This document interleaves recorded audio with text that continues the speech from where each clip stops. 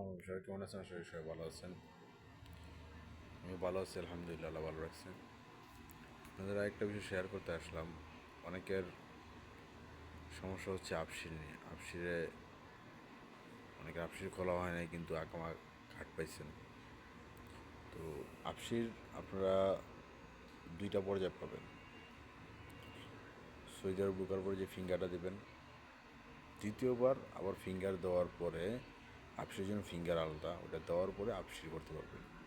অনেকে না বুঝে না জেনে আপসির জন্য চেষ্টা করেন। আসলে আপসির মধ্যে কিন্তু উল্লেখ থাকে যে আপনার আকমাটা কোথা থেকে রিনিউ হয়েছে। তো যদি না বোঝেন, কাউকে জিজ্ঞাসা করবেন।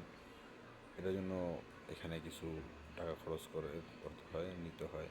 অনেকে বোঝা নিজে নিজে করে, আর অনেকের কফিল যায় বা যার মারফত আসে সেই করে দেয়।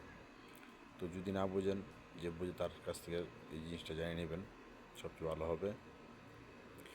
আর আপসিটটা থাকা খুবই জরুরি। দেখা গেছে ইনকেস আপনি ভুলবশত মানিব্যাগে রেখে বাসায় চলে আসছেন, বাইরে বেরিয়েছেন, আপসিট থাকলে ওইটা থেকে চেক দিলে দেখা দিলে হইব।